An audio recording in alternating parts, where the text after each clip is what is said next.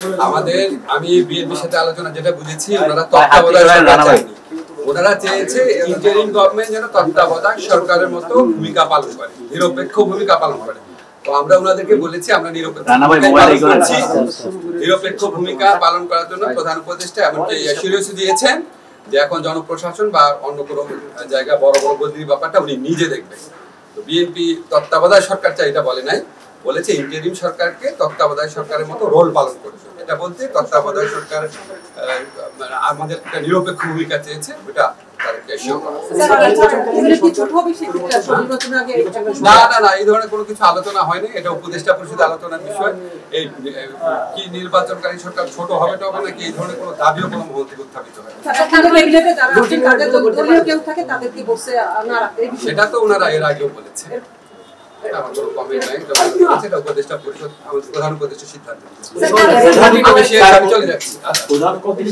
জনপ্রশাসনের দায়িত্ব নেবেন এই পরিস্থিতি কেন হলো? মানে জনপ্রশাসনের দায়িত্ব আরো ক্লোজলি মনিটর করবেন এটা বলেছে। কিন্তু কিছু একজন উপদেষ্টার অভিযোগ উঠেছে তিনি জনপ্রশাসনের দায়িত্বে আছেন। আমি এই ব্যাপারে কমেন্ট করার মতো জায়গা নাই, আমি জনপ্রশাসনের দায়িত্ব না। আপনাদের আর কোনো প্রশ্ন আছে? না, এটা আমরা মনে করি না দলীয় ভাবে।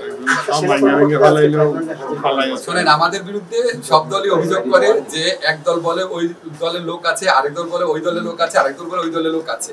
যেহেতু সব দলই অভিযোগ করে অন্য দলের লোক আছে, তার মানে হচ্ছে আমরা নিরপেক্ষভাবে দায়িত্ব পালন করছি। স্যার, 15 জন সেনা কর্মকর্তাকে নিয়ে আসা হয়েছে, তাদেরকে ফাইনাল সাবজেক্টেও রাখার একটা সিদ্ধান্ত হয়েছে। সরকার বিষয়টা কিভাবে দেখছে? তাদের জন্য আলাদা সাবজেক্ট রয়েছে। আজকে আপনার আমাদের ইন্টারন্যাশনাল ক্রিমিনাল কোর্টে বিচার প্রক্রিয়ার প্রতি শ্রদ্ধাবোধ দেখিয়ে সেনা সদস্যরা যেভাবে ওনারা এসেছেন বা যেভাবে ওনাদের নিয়ে আসা হয়েছে, এখানে আপনার সেনা প্রশাসন বা সেনাবাহিনীর ঊর্ধ্বতন কর্মকর্তারা, সেনাবাহিনীর প্রধান, ওনারা যেভাবে সহযোগিতা করেছেন এটা অত্যন্ত প্রশংসার দাবিদার। এবং তারা আইনের শাসনের প্রতি যেই শ্রদ্ধাবোধ দেখিয়েছেন এটা আমরা খুব পজিটিভলি দেখছি। আর সাবজেলে কেন রাখা হয়েছে বা ওনারা কোথায় রাখা হবে এটা সম্পূর্ণভাবে স্বরাষ্ট্র মন্ত্রণালয়ের দায়িত্বভুক্ত বিষয়। ওনারা যেটা প্রয়োজন, ওনারা যেটা অ্যাপ্রোপ্রিয়েট মনে করবেন এটা ওনারা করবেন, এটার জবাব দেওয়ার এখতিয়ার আমার নাই। আমি মাঠে ঘাটে আস্থার অভাব আছে নাকি আমি জানি না, তবে আমার মনে হয় রাজনৈতিক দলগুলোর মধ্যে যেরকম অনৈক্য থাকে আপনার, ওনারা একজন আরেকজনের বিরুদ্ধে যেভাবে বলে ওইটার কারণে হয়তো।